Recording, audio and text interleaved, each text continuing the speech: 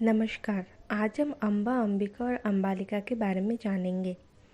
कुरुवंश में शांतनु का सत्यवती से विवाह के पश्चात उन्हें 2 पुत्र संतान की प्राप्ति हुई, चित्रांगद और विचित्रवीर्य। दोनों भाइयों में चित्रांगद अधिक बलशाली था, परंतु उनकी एक जंग में मृत्यु हो गई थी। कुरुवंश को अब एक उत्तराधिकारी की प्रतीक्षा थी। भीष्म प्रतिज्ञाबद्ध थे, अतः केवल विचित्रवीर्य ही विवाह के योग्य थे, परंतु दुर्बल होने के कारण वे किसी भी स्वयंवर में भाग नहीं लेते थे। एक दिन बड़ी चिंता के साथ सत्यवती ने भीष्म से कहा, विचित्रवीर्य के विवाह का आयोजन करो, कहीं से भी एक उपयुक्त कन्या ढूंढ कर ले आओ। इतना सुनते ही भीष्म माता सत्यवती के कहे अनुसार सौतेले भाई के लिए राजकुमारी की तलाश में निकल पड़े। काशी नरेश की 3 कन्या संतान थी, अम्बा, अंबिका और अम्बालिका। राजा ने तीनों पुत्रियों के लिए एक स्वयंवर सभा का आयोजन किया था। इस स्वयंवर में कुरुवंश आमंत्रित नहीं थे, परंतु भीष्म को जब स्वयंवर के बारे में पता चला तो वो बिना आमंत्रण के ही वहां पहुंच गए एवं बलपूर्वक तीनों राजकुमारियों का हरण करके उन्हें हस्तिनापुर ले आए। हस्तिनापुर पहुंचते ही भीष्म ने अपने कार्य के लिए सबसे क्षमा प्रार्थना की और उन्हें अपने सौतेले भाई विचित्रवीर्य से विवाह का प्रस्ताव दिया, परंतु अम्बा इस प्रस्ताव पर राजी नहीं थी। अम्बा ने भीष्म से उसे मुक्त करने की प्रार्थना की, क्योंकि वो किसी और से प्रेम करती थी। सारी बातें जानने के बाद भीष्म ने अम्बा को उसके प्रेमी के पास पहुंचा दिया, लेकिन अम्बा के प्रेमी ने उसे स्वीकार नहीं किया।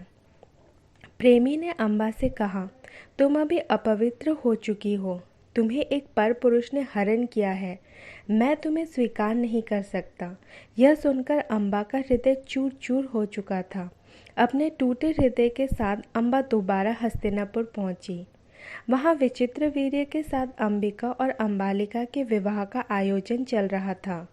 अम्बा ने जब विचित्रवीर्य को उसे अपनाने कहा तो विचित्रवीर्य ने उसे ठुकरा दिया और कहा पर पुरुष से संबंध रखने के कारण वह उसे ग्रहण नहीं करेंगे। इसके बाद अम्बा ने भीष्म को सबका जिम्मेदार ठहराते हुए विवाह करने को कहा। इस पर भीष्म ने कहा कि मैंने आजीवन ब्रह्मचारी रहने की प्रतिज्ञा की है, मैं विवाह नहीं कर सकता। इस तरह हर तरफ से ठुकराए जाने पर वह निराश होकर हस्तिनापुर से निकलकर परशुराम के पास पहुंची। अम्बा ने परशुराम को पूरी बात बताई और भीष्म से बदला लेने का आग्रह किया। परशुराम ने अम्बा की बात मानकर भीष्म को युद्ध के लिए चुनौती दे दी, परंतु भीष्म को परास्त करना इतना आसान नहीं था। कुछ ही समय में भीष्म ने परशुराम को पराजित कर दिया था। अम्बा का दिल अब कठोर बन चुका था, आंसू भी मानो अब अंगारे बन चुके थे। अम्बा का भीष्म से बदला लेने की भावना और भी तीव्र हो चुका था। वह किसी भी परिस्थिति में भीष्म की मृत्यु चाहती थी। अंत में अब शिवजी को प्रसन्न करने के लिए तप करने का आरंभ किया। तपस्या से प्रसन्न होकर शिवजी जब प्रकट हुए तो अम्बा ने उनसे कहा, महादेव, मुझे वर दीजिए कि मेरी वजह से ही भीष्म की मृत्यु हो। उत्तर में शिवजी ने कहा, ऐसा तुम्हारे इस जन्म में संभव नहीं है, इसके लिए तुम्हें ये जन्म त्यागना होगा और पुनः जन्म लेना होगा। इतना कहकर शिवजी अंतर्ध्यान हो गए। अम्बा ने उसी क्षण अपना जीवन त्याग दिया और अगले जन्म में श्रीखंडी के रूप में राजा द्रुपद के यहाँ जन्मी। द्रुपद ने श्रीखंडी का पालन एक पुरुष की तरह किया था।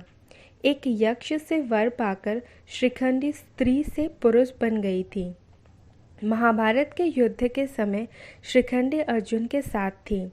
भीष्म की नीति के अनुसार वे स्त्रियों पर प्रहार नहीं करते थे। इसी बात का फायदा अर्जुन ने युद्ध के दौरान उठाया। अर्जुन भीष्म पर वार करते समय श्रीखंडी को अपना ढाल बनाकर भीष्म पर प्रहार कर रहे थे। श्रीखंडी एक स्त्री होने के कारण भीष्म ने उस पर कोई प्रहार नहीं किया।